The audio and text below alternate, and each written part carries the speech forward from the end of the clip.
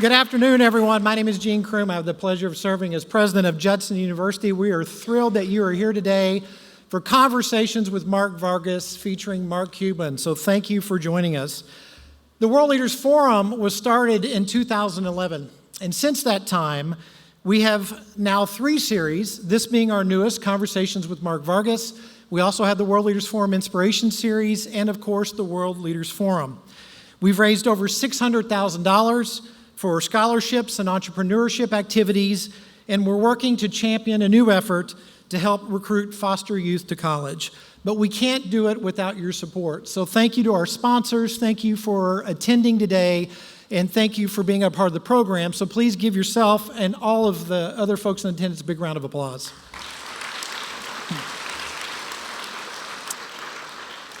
And also on Tuesday, October 8th, will be our next program. We're very excited to partner with Herrick Chapel, who has a unique program called Socrates in the City, where he talks about issues of global importance with some very special, interesting guests. And that program will be in Schaumburg at the Renaissance Hotel, and it will be featuring Caroline Kennedy. So we hope that you can join us for that program as well. But today, we are in Elgin. And we're at Judson University, and that's by design because we enjoy bringing fascinating people to our hometown. And so we're appreciative that the city of Elgin is a partner with us in this program, and Carol Rauschenberger, city council person, is with us today. So please give Carol, on behalf of her colleagues and the folks of the city, a big round of applause for helping support today's program. It's my pleasure today to introduce Mark Vargas. I met Mark 7 years ago when I became president of Judson, and he told me these wonderful, fantastical stories of all the work he's involved in, the people he's connected to, and the things that he has done. And after the conversation, I turned to one of my colleagues and I said, "Who is Mark Vargas?" And as we got to know Mark and got to work with Mark and talked about his background and his experience, which ranges from working with political leaders and business leaders, being an entrepreneur himself, being a political opinion writer, being published on Fox News and the Daily Herald and the Chicago Tribune and in the Sun Times. He's traveled with the Vice President of the United States, the Secretary of Defense. He has served his country as a contract supporter and working with the Department of Defense and helping rebuild war-torn areas, and with that entrepreneurial spirit. And Mark talked about these connections that he had, and we kept saying, well, Mark, how can we partner with you to bring these amazing people to Judson? And in the process, what we talked about was, well, if we bring them, how do we want to fit it into the World Leaders Forum, and what should we call it? And it became very clear and apparent after watching Mark on television and hearing being interviewed on podcasts and everything else, it's really pretty simple. It needs to be Conversations with Mark Vargas. And Mark, you just need to invite some of the friends that you have, that you're connected with, and just talk to them about the things that are on your mind. And we're honored and thrilled today to have a fantastic alumnus as a host of his own program as a part of the World Leaders Forum. Please welcome Mark Vargas for Conversations with Mark Vargas.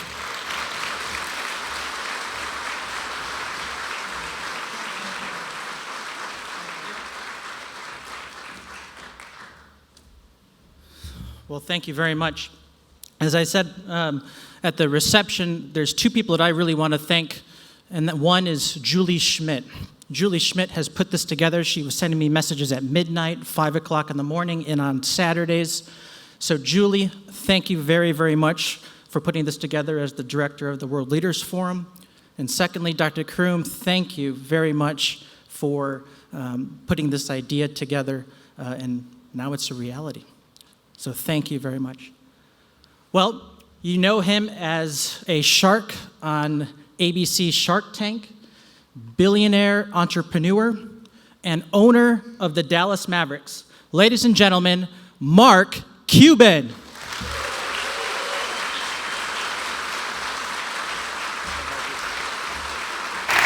So right here.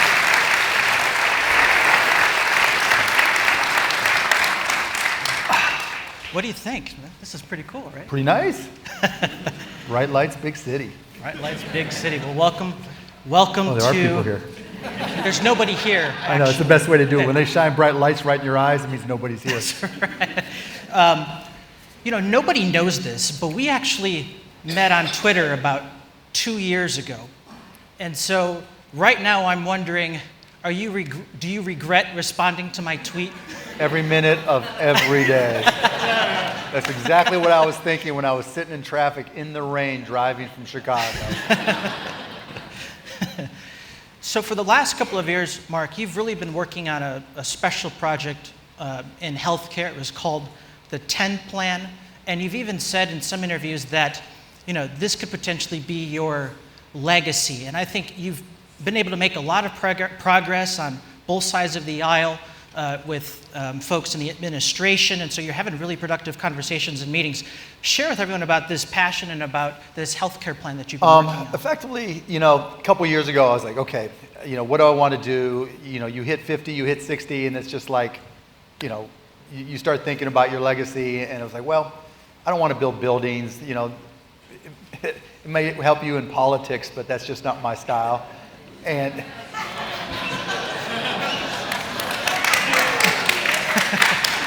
and so I think, okay, I'm an entrepreneur, and as an entrepreneur, you try to solve problems. And I'm like, okay, what's the big problem? Healthcare. And so I started thinking it through, and I was like, okay, I'll take a look at it, thinking whatever I come up with, someone's going to shoot it down in 10 minutes, but at least I thought it through. And so the first thing I did was, what do my companies use for insurance? And as it turns out, we self-insure. I'm like, okay, well, we self-insure. We don't buy actual insurance from insurance companies. Who else does the same thing? And if you I looked around, and it turns out with 95% of companies with 5,000 or more employees self-insure.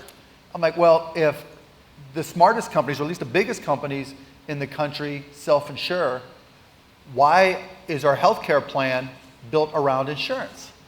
Because the reality is, one of the greatest lies we've ever been told is that the number of people insured is a metric for wellness. Insurance is a financial transaction. It's a financial instrument. It helps pay bills, but it doesn't really make you any healthier. So I started just going through the process and saying, okay, let me put together a basic model. What if we took insurance out of the loop? Just pretend insurance is illegal. We're not trying to make insurance illegal. It's a financial transaction. Buy it if you want. And so I said, let's just do something on a means-tested basis so that you pay what you can afford to pay for your health care. And I said, let's limit it. If you have Medicaid or Medicare or employer-based insurance, we don't want to mess with that. Let's just focus on what the ACA covers and what Obamacare covers. And so that's about 47 million people. So I said, okay, let's look at means testing. And it's not like the government doesn't guarantee loans for other things. They'll guarantee you loans for a house in some cases. They'll guarantee you loans for mobile homes in some cases. They'll guarantee loans for small businesses. They'll guarantee loans for student loans, obviously, to the tune of more than $1 trillion. But if you're sick and you don't have enough money, even if you have insurance, you don't have enough money for your deductible, you have to put it on your credit card at 19%, borrow from family, if they can afford it. Go get on GoFundMe, which is the biggest category in GoFundMe, which is crazy, or die, or stay sick. And I'm like, that's not right. So I said, okay, let me put together some parameters for a healthcare model that says, all right, if you are ACA eligible, instead of buying insurance, the government will loan you the money for your healthcare. But when you're sick, you don't have to pay any premiums, don't have to pay into it. And so I modeled this program, and I sent it to a really far-left economist, and I said, tell me if I'm an idiot, and would this, is this going to be more expensive and less expensive? And honestly, I expected it to be more expensive, but as it turns out, the insurance companies introduced so much cost and overhead that the savings were incredible. To the government, it would save $40 billion per year, and to consumers, it would save $45 billion a year. And I'm like, wait, something's got to be wrong here. Why? Well, the reality is, as part of the ACA right now, the way it's structured, because there's insurance companies, because they silo data, because they make things complicated generally, the cost of healthcare isn't the cost of healthcare. There's extra administrative costs and all that. So long story short, so I'm like, okay, we've got something here. So I started, connected with Mark. Mark introduced me to some really smart people and introduced me to different politicians, and I started presenting it to them. And I got a lot of great feedback. I talked to right-oriented think tanks, left-oriented think tanks, people who started the ACA, people who love the ACA, people who hate the ACA, and we've modified it into something called the 10 plan, which, as I said, the bottom line is if you make $30,000 or less, you never pay more than a $25 copay. If you make more than $30,000, you'll pay anywhere from 5% to 10% of your income, but only when you need health care.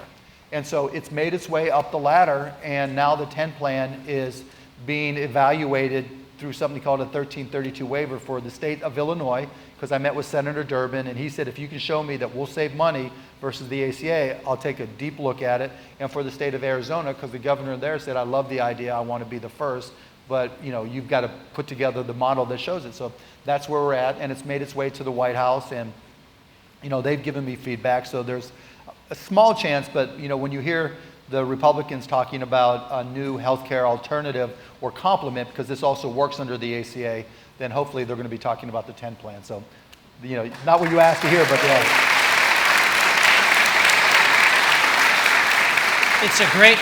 It's a great proposal and a great plan. And you've just become an expert in healthcare about the costs and how many claims are it's denied. Funny. So I read about basketball and watch basketball. I read and geek out with artificial intelligence and healthcare. I mean, I could tell you more little dumb factoids about, but it's important. And so, like anything else, there's a lot of entrepreneurs here. It's a forum for building businesses and growing economies. And like every entrepreneur, you test your hypothesis, you test your ideas. You go through this process where I have the idea. Then you want to know, is it legit, right? So you go on Google and you say, well, there's nothing like this, right? Now, we might lie to ourselves. It's just a little bit different. We use red, they use orange, whatever. But then you go to the next step and you get to a point where you say, all right, do I go forward with this? And, that's what I did. I approached this like an entrepreneur, and I just said, okay, let's just see what happens. And each step along the way, I took positive criticism, I took negative criticism. There's people, I talked to Zeke Emanuel. You guys, know his brother very well. And Zeke is the type, is just going to just crash the whole thing. But, he couldn't crash it. And so the point here for entrepreneurs and people who are building their businesses, getting negative feedback is just as important as getting positive feedback. Because one of the things that we as entrepreneurs do is we lie to ourselves. We tell ourselves we're bigger, badder, faster, cheaper, whatever, and then we kind of do our companies and ourselves a disservice by not really digging in and finding out the real problems. And so that's kind of been what I've tried to do. And I've told Mark, I don't want people who agree with me. I agree with me. I need people who don't agree with me so I can learn more and be smarter. And that's on that final point, that's what was really impressive to me, is that you're a billionaire, you own all these companies, but you hustle. And with this healthcare plan, you've been hustling. You've been traveling around talking to everybody, and it's really impressive. Well, I'm just a grinder. I always have been. My dad did upholstery on cars. My mom did odd jobs, and it wasn't like anybody staked me, and I didn't get a small $1 million loan from anybody. But I did get my dad to send me $20 every month at Indiana. So when it's not handed it to you and you can't lose everybody else's money, you got to grind. Everyone's wondering the question. It's the 800-pound elephant in the room. But I'm going to tackle it from a different angle. When do you think you'll make a decision, whether yes or no? And more importantly, what would be some of your legislative priorities in a Mark Cuban administration? I don't know who we're going to draft in the NBA draft on June 20th. My legislative priority is to win a playoff game finally again after 3 years.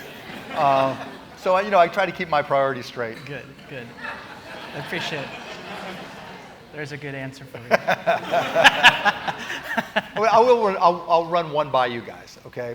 Because obviously I get asked a question or not. I'm not going to answer what I'm going to do, but after healthcare, here's one that I actually shared with a couple candidates on the, obviously, the Democrat side.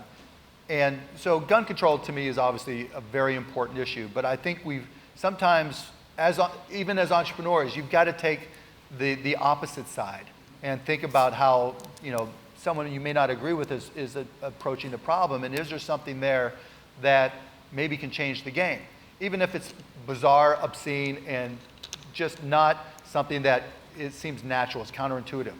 And so I said, okay, you know, Michael Bloomberg, as an example, spent tens of millions of dollars going from community to community and getting local gun laws to change. And I'm like, I just don't think we get there. So what I proposed to a Democratic candidate, and you may think it's crazy, was to work to change the Second Amendment. Now that freaks everybody out immediately. But here's what I wanted to say. I wanted to say specifically, explicitly, every American citizen has the right to own a gun. Period, end of story.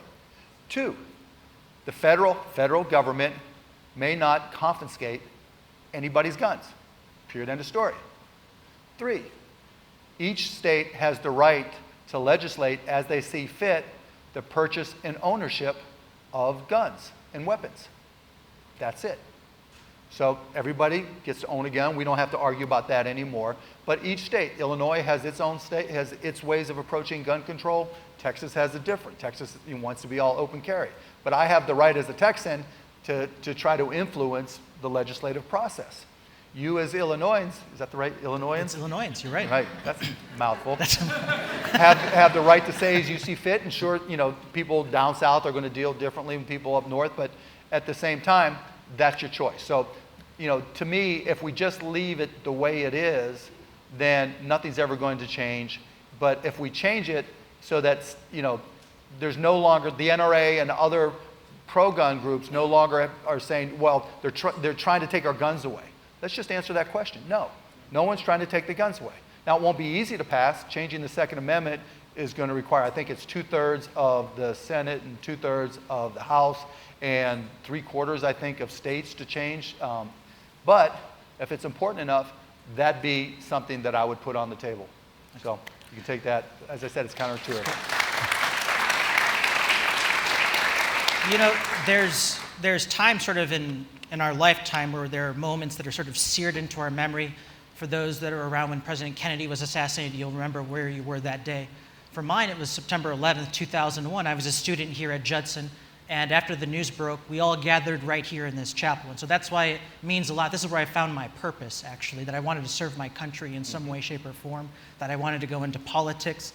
My question is, where were you on September 11th? I was at home with my wife. We hadn't had any kids yet, and I usually have CNBC on, just paying attention to stock news, and they reported that a plane had flown into the World Trade Center, and I thought, oh, that just had to be a mistake. That, you know, pilot made a mistake, and then it just got worse from there, obviously. And you know, you're kind of at a loss of what to do. You just, you know, you feel the pain. You feel, you know, just how horrific it is, and you worry about people you know and the people you know in New York and what's going on there, and you wonder what's next, and you know, you feel kind of helpless, if anything, and you know, it's a day that'll always be seared in my memory. Switching gears a little bit more, you know, you own close to 200 different companies. You know, wow. 80, I think, Shark Tank, a lot of companies. Not own, invest. Or invest. Yeah. You invest in a lot of companies. You know, you own the Mavericks. You're filming on Shark Tank. And you're also, more importantly, a husband and a father of 3 young kids. Yep. How do you sort of balance that work life? Honestly, you know, I waited. I didn't get married till I was 44, and so I knew, you know, I was on a mission when I was starting. You know, I didn't want to be poor anymore. I wanted to be able to control my own destiny. My dad, you know, like I said, did upholstery on cars, and his, you know, mantra to me was time is the most valuable asset you don't own. And to me, you know, starting my own company meant A, I wasn't a very good employee, and B, you know, it was the only way I was going to be able to control my own destiny and take control of my time. And so it just, I busted my ass. I went, you know, my first company, real company, Micro Solutions, I went 7 years without a vacation. I had, you know, dated people during the time, and it was like, when are we going to settle down? You know, true story, I had one girlfriend who was like, it's me or your business. And I was like, what's your name? I mean, because if we dated a couple years, if you don't know me by now, you know, I don't know who you are. But that was the sacrifice. And then after, I met my wife at the gym, and I was old enough, and she had just turned 14, and no, that's a lie.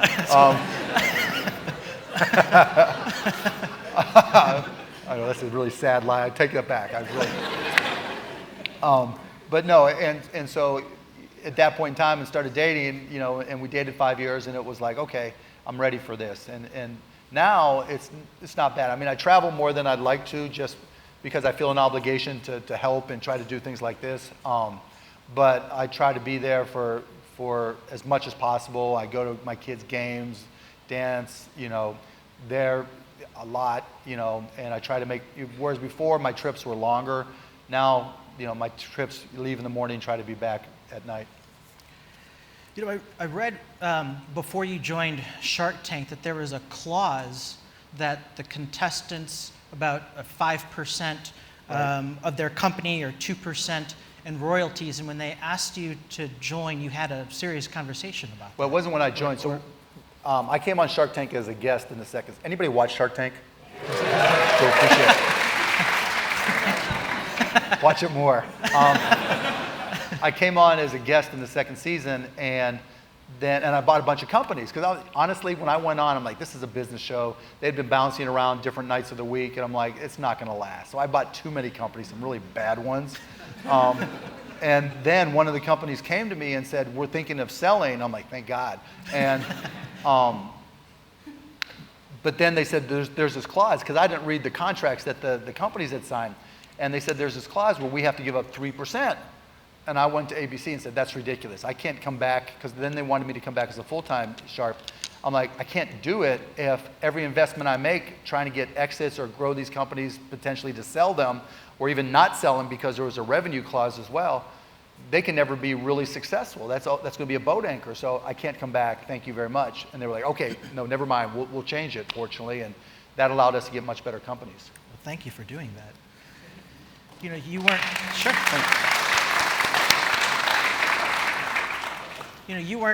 You weren't always a billionaire, and what advice do you have for people that are struggling, not just that are entrepreneurs, but people are just struggling with life, maybe they've lost the health. What advice do you have to those that are just really down and out? Oh my goodness. I mean, when I was living 6 guys in a 3-bedroom apartment, and excuse my French, but it was a shithole. I didn't have a closet. I had a stack. I didn't have a bed, but it was the only way that I could afford a place when I went to Dallas. My car had a hole in the floorboard. And I just remember, I knew that somehow, some way I was going to figure it out. I don't know how, whether I'd be wealthy, or whether I'd just have a job or a company that just paid my bills. But I always just tried to find joy in the moment, because we all feel stress. I felt stress. I remember I got fired from jobs. I got stuck. I was stuck. When I was living in that S-hole, what we used to do is we'd have, out of the 6 guys, we'd each write a check to one guy who would take it to the landlord and pay the check. One day, we did that, and the guy disappeared. The guy's name is Dave O'Brien.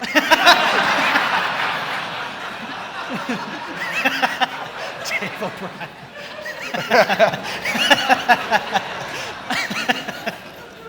And that's right. Dobie, where are you, Dobie? And you feel stress, obviously. And, I just remember just thinking, look, I can put a lot of energy in what I can't do, or I can put a lot of energy into what I can do.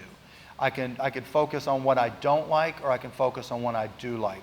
If I can focus on doing things that give me a chance to get out of here and make my life better, or I can focus on other things. And it's not to say that's just a cure-all, but I'm a firm believer that you don't have to go out and hit grand slams. I took a job as a bartender, and really that's kind of glorified way of saying I knew how to bartend, but when I was just starting, I was more of a bar back, and then they moved me up. because it was just a job. I had to pay my bills. And so, when you're stuck in that job and you realize it's not your future, what are you going to do? The good news now, as opposed to then, there's so many ways to learn. If you're on your phone and you're trying to go through your Instagram to see who posted and how many likes you have, you could be taking a Coursera class. Right. I was in the car driving up. It was an hour drive, and I'm reading about artificial intelligence, right? And it's just I tried to find every opportunity. I would go to bookstores and just sit there, and because I couldn't buy the books, I would read the books. I would read the magazines. I think the best skill I got at Indiana University was learning how to learn, and that I just had it in me that if I kept on learning, I would find something that gave me an opportunity or gave me an edge. And that's the advice I'd give. I mean, when I talk to recent college graduates, it's like, you don't need the perfect job. You just spent 4 years, paying for somebody to teach you. When you graduate, now you're going to get paid to learn. And so take that job, and whatever job you get, doesn't matter if you're a bartender, if you're working at McDonald's, just be great at it and just pay attention and learn, as opposed to, I can't wait to get the hell out of here. Because every job is a learning opportunity. And look, that doesn't make it easier. When you have kids, when you're just in a bad situation, you've got health problems, whatever it may be, I wish there was some, magic wand, but I always just tried to focus on something positive. I remember I gained like 30 pounds, 25 pounds probably when I moved to Dallas, because we would go to bars every night that had free food if you bought one beer.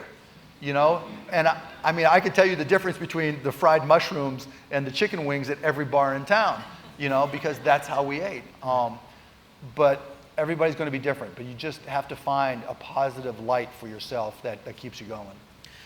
We all, failure kind of defines us, and we maybe not necessarily remember the wins, but we certainly remember the failures. What's one failure in your life that really changed the trajectory, or one that really sticks out to you that was a real game changer for you? I got fired. Yeah, I worked at a software store, and I swept the floor, wiped down the windows, opened the store at 8:30 or 9 o'clock, whatever it was. And this is when I was living with the 6 guys or 5 other guys. I just couldn't wait to get out. And so I had this sale finally where I was going to make a $1,500 commission. And so I called my boss, Michael Humecki.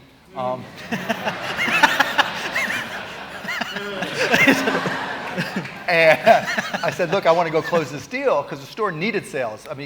I learned so much by what he didn't do more than what he did do. And I'm like, okay. And he said, no, you got to be there. And I'm like, I've got it covered. He goes, no. And so I made the executive decision that if I went out there and picked up a $15,000 check and brought it back, that he would see the light. Fired me on the spot. I took the $15,000 check back, gave it back to the customer, and said, you know what? I'm a lousy employee. I obviously don't take direction very well from Michael Humecki. And started Micro Solutions, still starving and not having much, but turned out okay. I'm honored, and you met my mom and dad and my family here, and I'm honored to have them here. Where's LaMelo? They're right there. What up, LaMelo? There he is. There he is. What's something that your mom and your dad taught you growing up that you still remember? Oh.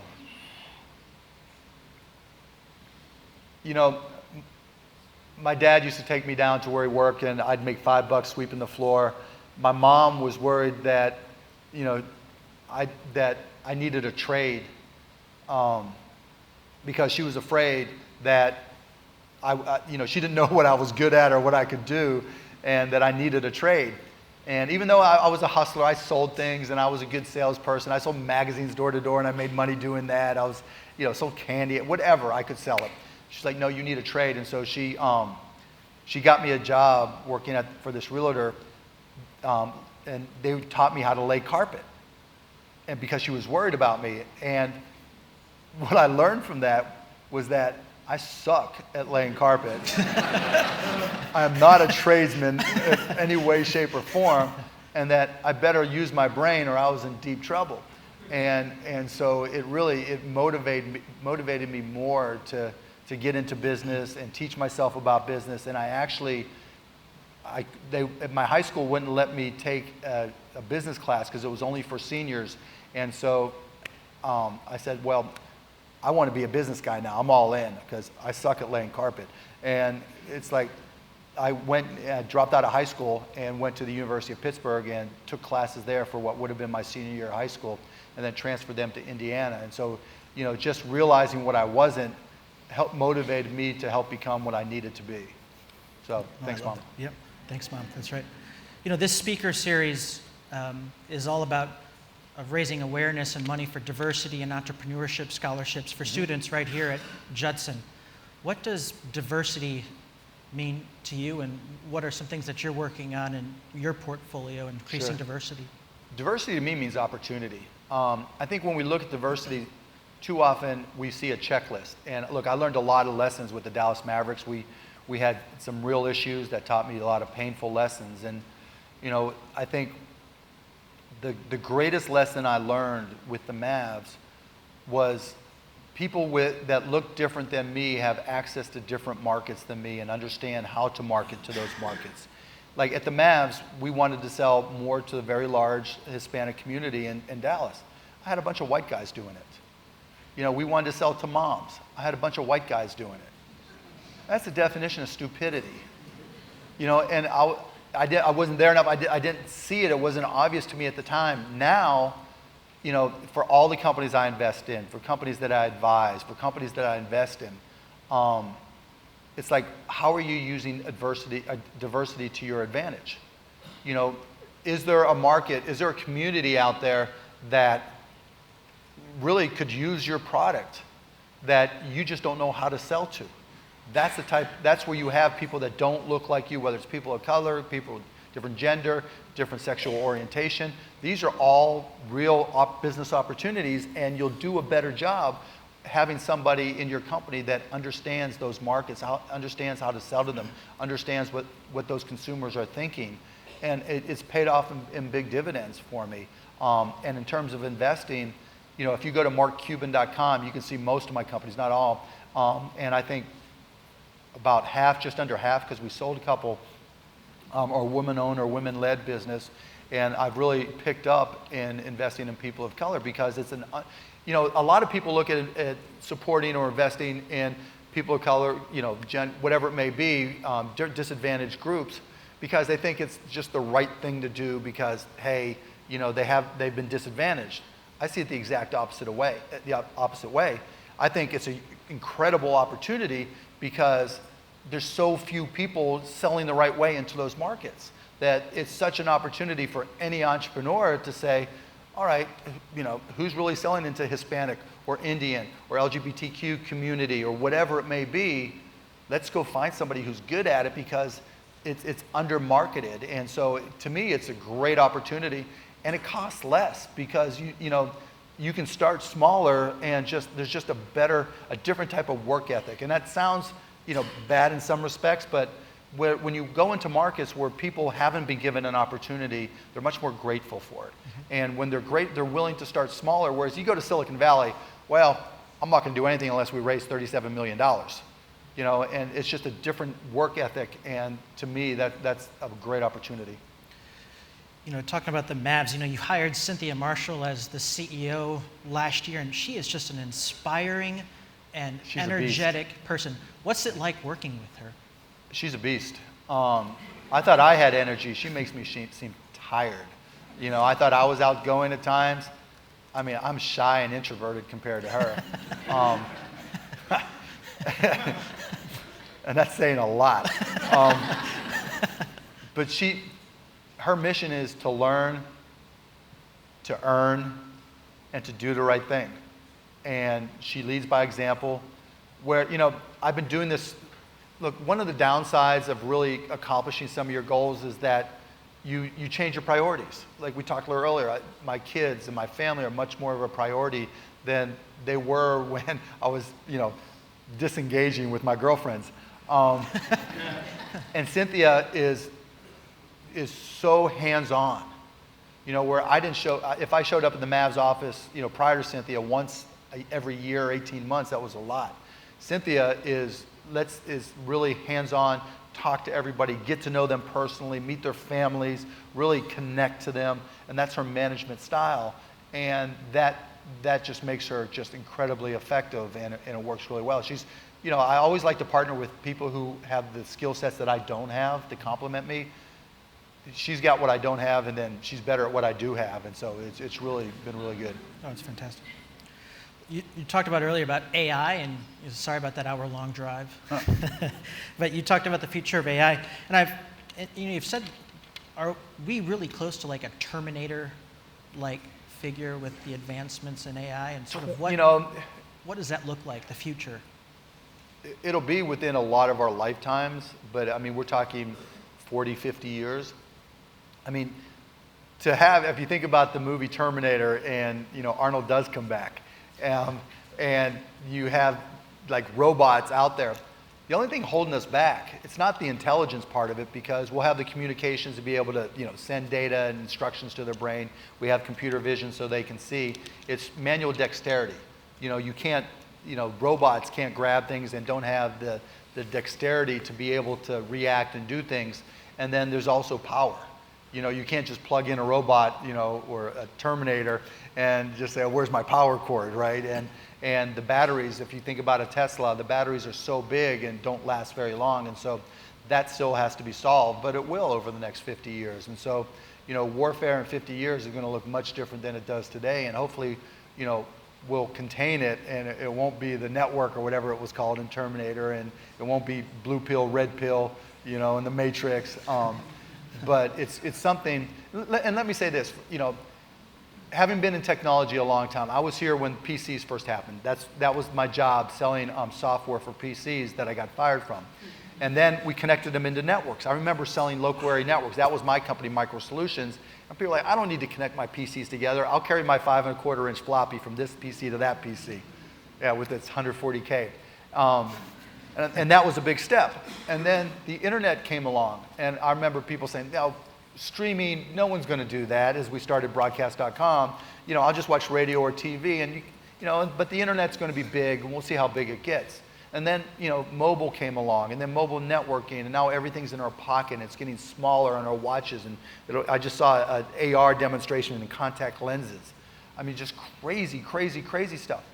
AI blows all that away. As big as all that is, as much of an impact that the internet and mobile has had, AI just will impact us and change our world 1 billion times more. And it's because now, when you start, if you run a business, you kind of work from experience. And you think, yeah, I kind of know this market, or I have somebody who knows this market, and we model different things. Maybe we put it in a spreadsheet and we play what if. With AI, you can look at every possible alternative. And not only once you train the models within AI or the networks within AI, they can't think, but they can look at every possible combination.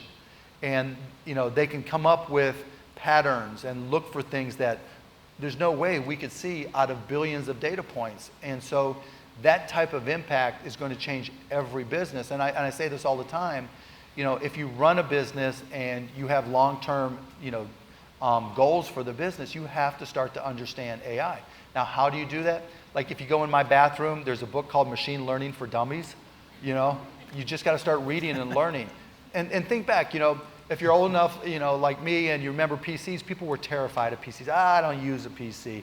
Then the internet came along. I don't want to get this internet thing. But now every kid does. No matter how anti-technology or not comfortable with technology you are, you get the internet because it's right on your phone, right? And AI is going to be the same way. At some point, it'll be common enough, and there'll be tools and skill sets enough where it'll be easier. But if you want to get ahead of it, now's the time to start learning it. And it's easy just to go on Coursera, Introduction to AI, or go on YouTube, Introduction to AI, Introduction to Machine Learning, Introduction to Neural Networks. And it's less geeky than you might think, but it's worth just getting a basic understanding of. And even Vladimir Putin said the country that wins the AI race will dominate the world. I heard that's what he said in Helsinki, in that meeting, and I'm just messing again. But yeah. Slowly it goes through, yeah. But yeah, Putin said it. China had their 2035 plan, I think they called it, because it'll have that much of an impact on our lives, on our communications, and which company is the dominant economic force. And unfortunately, right now, in this country, we're way behind. And the biggest AI research is coming from some universities, but also from the biggest technology companies. So this should be our moonshot, just like going to the moon. This is really something that the country needs to invest in, and we just haven't yet. I saw recently that you did a mini Shark Tank version with the Air Force. Yeah. Air what Force. was that like? It was pretty cool. I did it with NASA too. That was strange. But, but I always try to help the military where I can. I was at InQtel this week in Palm Springs, talking to them about entrepreneurship, because the people that are serving, and if there's anybody here that served, thank you for your service, and thank you, Mark.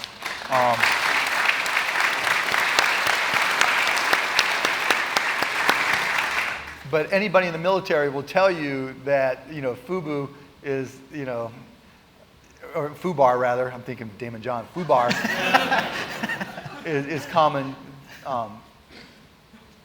right? And so when I went to the Air Force and NASA wanted to really amplify their entrepreneurship, right? Where people who are really on the lines and doing the work come up with ideas and they implement them.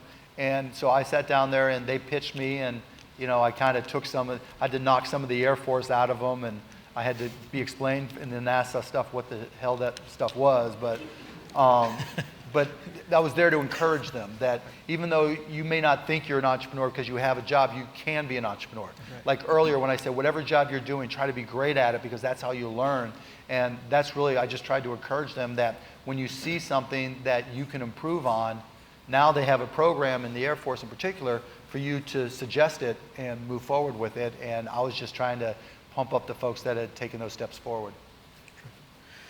Many use Uber and Lyft to travel around, and you said recently that Uber's IPO should be a wake-up call for Silicon Valley. Yep. Basically, what I was saying is, traditionally with IPOs, they've been geared for fast-growing companies. And companies who may not be profitable, but were close and just needed some capital. And in going public as a quickly growing company, not only do you get capital, not only do you give investors a chance to grow with you, but you also give some liquidity to your employees. And to me, giving that liquidity to employees, being a little bit early so investors can grow with you is smart. Now what Uber and Lyft had done, they're not startups anymore. They're 8, 9, 10-year-old companies. And their growth is kind of, their hyper growth, they're still growing, but their hyper growth is kind of behind them. Mm-hmm. And so investors are looking at them not so much as these major growth companies that just have this hockey stick growth, but as hopefully steady growers that will eventually become profitable. But that's not nearly as attractive to investors. And Uber and Lyft tried to price as if they were going to be super exciting, but they aren't. And to me, it sent a message to investors in Silicon Valley, in particular VC firms, that you don't know how to evaluate late-stage companies. They like to put in money late when they think it's more deterministic of what's going to happen next, and it just shows they weren't very good at it. But it also brings up something else that to me is very important. We have an issue with income inequality in this country, where we're not helping people from the bottom raise up enough, right? And really, when you're getting paid by the hour, you're always going to be in a grind, always, because you're worried about where your next check is coming from, if your next check is enough, what happens if you're fired, what happens if somebody gets sick, you don't have much money in the bank to cover expenses if something goes wrong. And that's never going to change if you're making money by the hour. Now, where that can change, look, if you go down the Forbes 400 and you look to see how did wealthy people get wealthy, either someone gave it to you, gave you that $1 million loan, and then gave you an inheritance that you can turn to dust, but I'm digressing. But if you go down the list, it's equity appreciation. Somebody owns stock in a company. And in my companies that the one I took public and others that I've sold, I've always given equity to employees. Even when I sold Micro Solutions and I had 80 employees, they all got part of the money that I earned because that was the right thing to do. And when we talk about Silicon Valley and IPOs, they do give stock to employees, which is great. But those employees aren't there for 10 years, and so they lose a lot of opportunities. Some could sell in the private market, but that's really not there. But the bigger point is that we've got to change the ethos of Silicon Valley and investors everywhere and entrepreneurs everywhere, that we should be giving stock to all of our employees, because that is the only way. Look, as an entrepreneur, you can't do this without your employees. And anybody who has their own company, and when you work for a company and you're getting paid by an hour, they can't do that without somebody in your position. It may not have to be you, but somebody will be in that position. And if we want to change this country, if we want to get the conversation away from socialism, or what people perceive to be socialism, and we want to have it so people really experience the upside, then the only way that people are going to move from the bottom up is by sharing in the things that appreciate. And the thing that appreciates more than anything, and is the easiest to create, is shares of stock. Share of stock, you don't need a metal foundry, you don't need a fab plant, you don't have to negotiate anything, you don't even have to sign a piece of paper anymore. Bam, a board of directors says we're creating some stock, we're issuing stock options to our employees, it's done. There's no incremental cost. Now, if you're at the top, you might get diluted a little bit. You might not have as much upside. But what you're doing to change who we are. So we'll go back to platforms. Now we're seeing companies with multiple classes of stock. Like, who's just coming out? Lyft has done it. Uber changed it. And then somebody else has some crazy multiple classes of stock. Facebook has got it. I would tax, if everybody's not doesn't share the same class of stock as ownership, I would tax any gains from the board, whatever the CEO, whatever they own, their class of stock, their preferred class of stock, I would tax that as regular income no matter what. And only do you get capital gains approach if everybody shares in the same class of stock, because that's the only way we're going to change things. That's the only way we're going to close the divide. I'm not a believer in trickle-down economics, and I'm not a believer in trickle-down taxation. And that's what we're seeing from a lot of candidates right now. Look, I don't mind paying more taxes. After military service, I think it's the most patriotic thing you can do. Look, I've written 9-figure tax checks.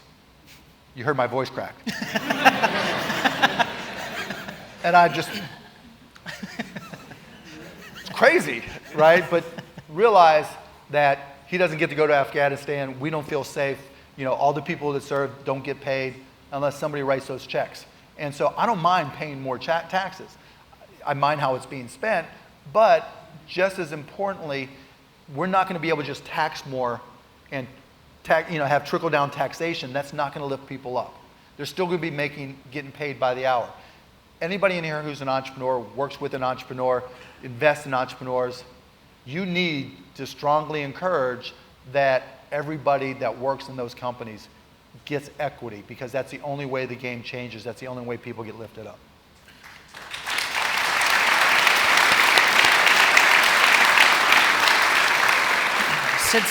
Since we're here on a college campus and you have young children, what do you think is really the biggest threat facing this generation? I don't think it's too much screen time. I know that's what everybody likes to say. Right. I remember, our parents yelling at us for being on the phone too much and sitting in front of the TV too much, watching Gilligan's Island all day, or the Brady Bunch, or whatever, Hogan's Heroes. That was probably more corrosive than playing Fortnite. Seriously. Think about it. My generation walked around going, I hear nothing, I see nothing, I know nothing. Right?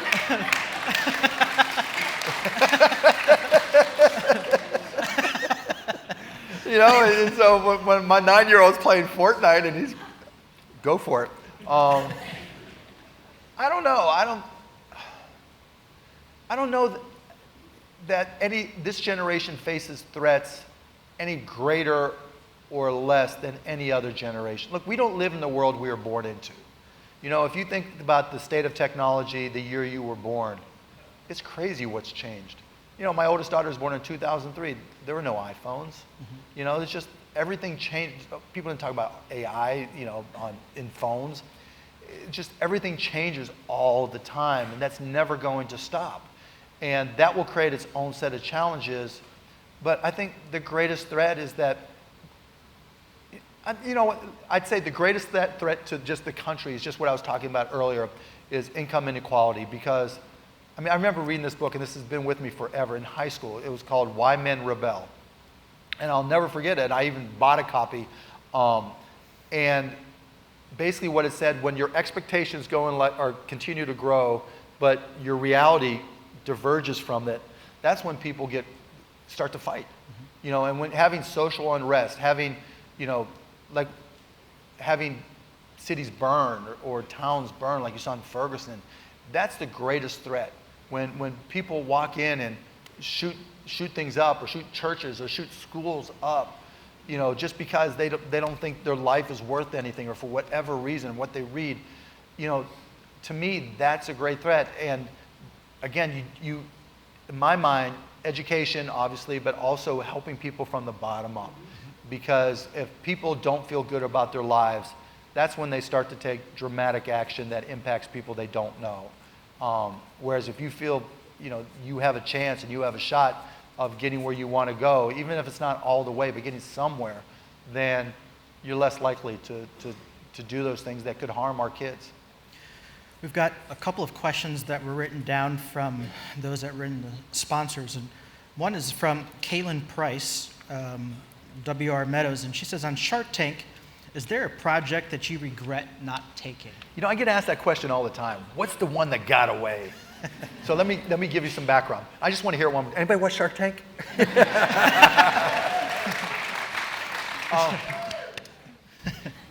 Sunday nights on ABC. All day long on CNBC. So here's what happens. So I think June 12th we start shooting season 11. And on shoot days, we're on stage and cameras start rolling at 9 a.m., which means I roll in about 8:30, go to my trailer, throw on a suit, they put some makeup on me, comb my hair, put this crap in my hair so the balding doesn't show, right? The thinning doesn't show, which makes my top of my head look black, and I hate. But you know, it takes me about 30 minutes to get ready. Mr. Wonderful comes in about 4 hours early because there's so much scalp room for them to cover. And then we start shooting deals, and we know nothing about them. When they walk in, they'll say, this is, you know, Mark and Mark, and then they start pitching. And those pitches could go on anywhere from 20 minutes if it's really stupid to 60, 90 minutes. We've had one go 2 hours plus, and then they edit those down to the 10 to 14 minutes. And so we'll do, depending on how long the deals are, anywhere from 10 to 12 a day. And we're shooting, you know, all in maybe 4 weeks, and we'll see 250 deals per season.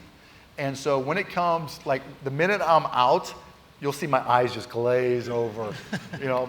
And the hardest part about Shark Tank is not deciding which deals to do, it's how do you go out without sounding like an idiot? I mean, just think about what Lori and Kevin and Robert say every time they go out. They say the same thing. Lori, you know, I think this could be a hero. I don't think it's a zero, but I really want to tell you that you just don't need me. You're going to do such wonderful things. My heart goes out to you. I can tell you're just a beautiful person, but I'm out. And Kevin's like, I'm going to take it out behind the barn and shoot it. Bam. And Robert's like, it's a really cool idea, but there's no puppies involved, so I'm out.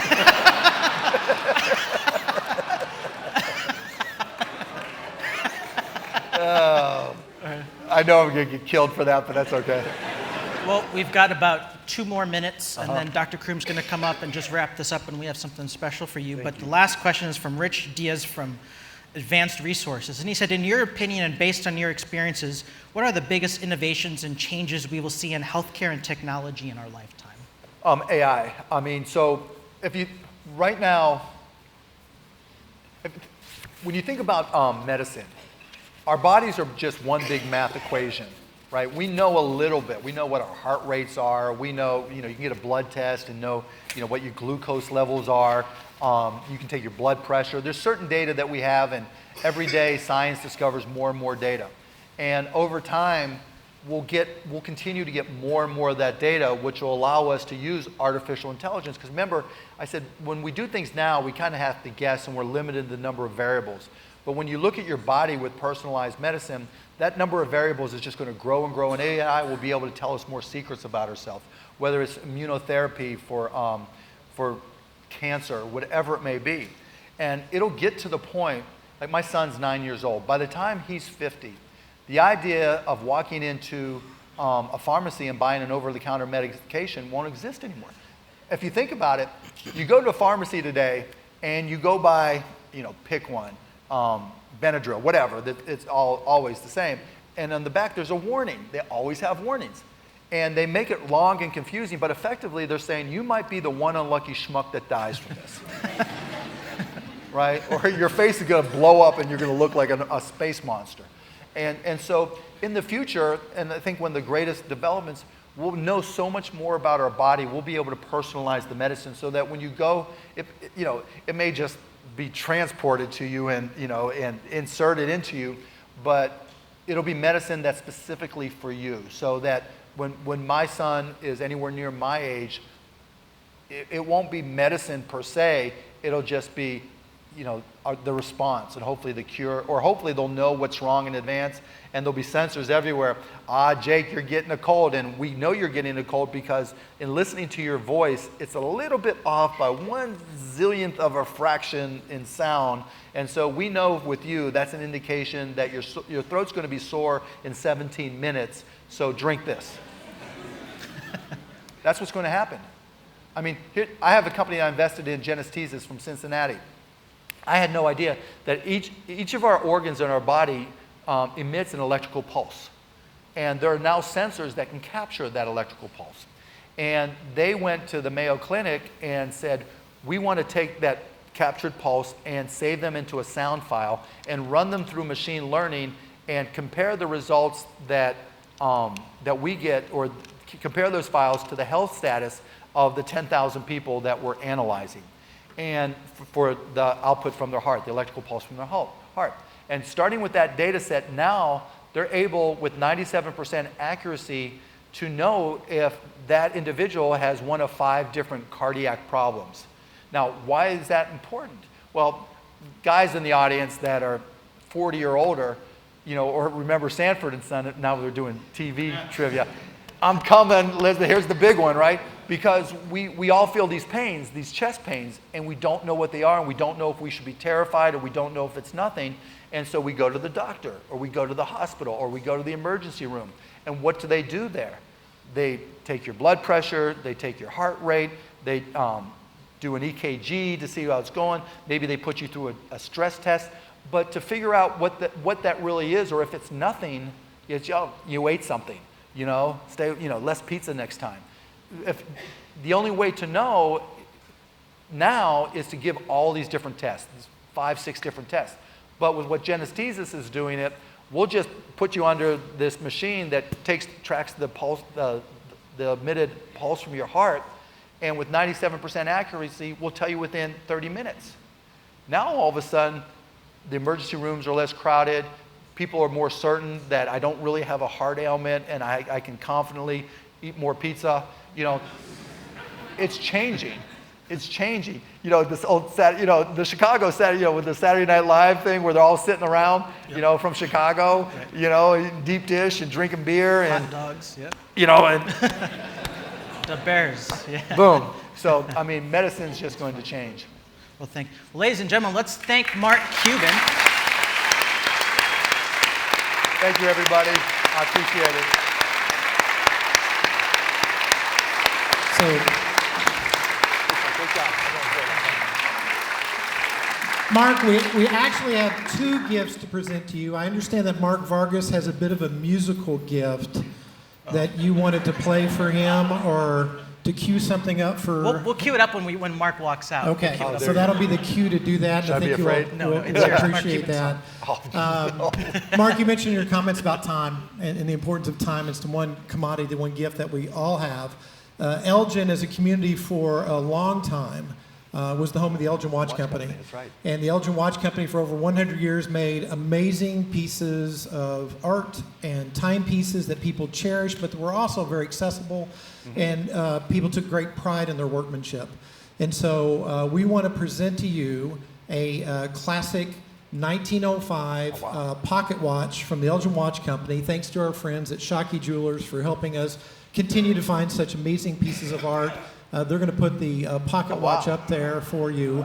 As our way, as our way of saying thank you for dedicating your time to come share with us. My pleasure. We appreciate it, Judson, and we appreciate it at Elgin very, very much. Ladies and gentlemen, please give another round of applause for Mark Cuban.